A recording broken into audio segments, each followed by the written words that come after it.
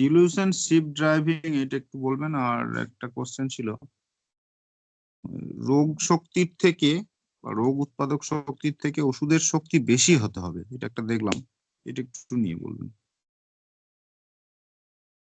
হ্যাঁ, রোগের থেকে রোগ উৎপাদক শক্তি যদি বেশি হয়, ধরুন আপনার ঘরে একটা চেয়ার আছে, সেই চেয়ারে আপনি বসে আছেন, আপনার ঘরে ডাকাত এলো, ডাকাতও চাইছে ওই চেয়ারটায় বসতে, তাহলে ডাকাতের শক্তি বেশি, ডাকাত আপনাকে টেনে ওই চেয়ার থেকে সরিয়ে বসবে। যদি ডাকাত সেই চেয়ারে বসতে পারে এবং ডাকাত যদি সত্যিকারের সেই চেয়ারে বসতে চায় যে চেয়ারে আপনি বসে আছেন, তবেই ঘটনাটা সম্ভব। তার মানে আপনার ইচ্ছে আর ডাকাতের ইচ্ছে হচ্ছে সিমিলার, আপনি চেয়ারে বসে আছেন, সেই চেয়ারেই এসে ডাকাতটা বসতে চায়, তাহলে ইচ্ছেটা সিমিলার। তার মানে যে রোগে আমরা ভুগছি সেই রোগের সিমিলার একটা মেডিসিন আমরা দিলাম, যে মেডিসিনটা সিমিলার ডিজিজ তৈরি করতে পারে ওই মানুষটার মধ্যে। দেখা গেল আমি সিপিয়া লাইক সিমটমে ভুগছি, তাহলে আমি তাকে সিপিয়া দিলাম, সিপিয়া এসে তার মধ্যে সিপিয়া লাইক সিমটম তৈরি করলো। সিপিয়া হচ্ছে, যেটা সিপিয়া লাইক সিমটম তৈরি করলো সেটা হচ্ছে মেডিসিনাল ডিজিজ, এবং সেটা বেশ স্ট্রং আর পাওয়ারফুল, ডাকাতের মতো।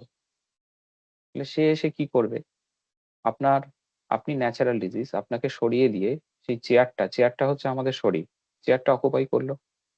আপনি ন্যাচারাল ডিজিজ আগে থেকে ওখানে অবস্থান করেছিলেন, আপনার আর কোনো অস্তিত্ব রইলো না। এখন কি হলো, আর্টিফিশিয়াল ডিজিজের আন্ডারে চেয়ারটা চলে গেল, আমাদের শরীরটা চলে গেল। এবার ওষুধের ডোজটা আমরা মডিফাই করতে পারি, চেঞ্জ করতে পারি, কমাতে পারি, বাড়াতে পারি। তার ফলে ওষুধের পাওয়ারটা তো লিমিটেড, ও তো দীর্ঘস্থায়ী হবে না ওষুধের পাওয়ারটা। যেহেতু ওষুধের ডোজটা আমরা মডারেট করতে পারি, আমরা আমাদের মতো করে কন্ট্রোল করতে পারি, তার ফলে কি হবে, এক সময় ওষুধের ক্ষমতা, ওষুধের রোগ তৈরির ক্ষমতা আস্তে আস্তে কমতে থাকবে, কারণ ভাইটাল ফোর্স সেটা মেনে নেবে না। বাইরে থেকে একজন এলো, আমাদের শরীর ভাইটাল ফোর্স সেটা মেনে নেবে না। তার ফলে ওষুধের পাওয়ারটা কমতে থাকবে, কমতে যখনই থাকবে এক সময় কি হবে, ভাইটাল ফোর্স তাকে সরিয়ে দেবে সেই চেয়ার থেকে, বা নিজের শরীর থেকে সরিয়ে দেবে। তার ফলে চেয়ারটা কি হলো, এখন ফাঁকা হয়ে গেল। এতক্ষণ যে রোগটা বসেছিল সেই রোগটাকে সরাতে পারছিল না, এখন নতুন একজন পাওয়ারফুল রোগ এসে সেই জায়গাটা নিল, তার পাওয়ার আস্তে আস্তে কমে গেল। যখনই কমে গেল, সুযোগ বুঝে ভাইটাল ফোর্স তাকে শরীর থেকে বার করে দিল। এইভাবে আমরা সুস্থ হই, হোমিওপ্যাথিক কনসেপ্ট অনুযায়ী এই মতো করে আমরা সুস্থ হই। সেই জন্য আমাদের কি করতে হবে, মিনিমাম ডোজ দিতে হবে, মিনিমাম রিপিটেশন করতে হবে। আমি যদি তাকে ব্রাইনিয়ার মতো, আমি ভাবলাম এটা ব্রাইনিয়ার একটা কেস, আমি তাকে ব্রাইনিয়ার রোজ খাইয়ে যাচ্ছি, তাহলে তার পাওয়ারটা তো, মেডিসিনাল পাওয়ারটা কোনোদিনই আমরা কমাতে পারবো না।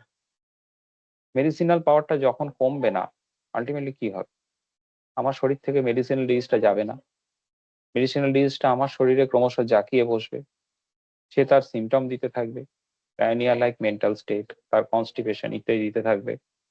এটাকেই বলা হয় মেডিসিনাল ডিজিজ। যে ডিজিজটা মেডিসিন খাইয়ে খাইয়ে আমরা তৈরি করি, মেডিসিনাল ডিজিজ। তাই আমরা সবসময় ডোজ, রিপিটেশন এগুলো বেশি করব না, যতটুকু দরকার ততটুকু করব। মশা মারতে কখনোই কামান দাগাবো না। তার ফলে এক সময় আমরা সুস্থ হয়ে উঠবো, নইলে কিন্তু সুস্থ হওয়া সম্ভব না। হোমিওপ্যাথিতেও কিন্তু অনেক সাইড এফেক্ট আছে, যেমন হেরিং সাহেব, হেরিং সাহেব ল্যাকেসিস প্রুভ করেছিলেন। একজন আমেরিকান, তার জন্য কোট, টাই, প্যান্ট এগুলো খুব দরকার, এগুলো ড্রেস কোড। হেরিং সাহেব একজন, তখনকার সময় একজন স্বনামধন্য ডক্টর ছিলেন, উনি ল্যাকেসিস প্রুভিং করেছেন নিজের ওপরে। পরবর্তী ক্ষেত্রে ল্যাকেসিসের যে সিমটম, গলার কাছে এই রিজিয়নে একটা টাইট ফিল হয়, কোনো কিছু পড়লেই মনে হচ্ছে দম বন্ধ হয়ে যাবে।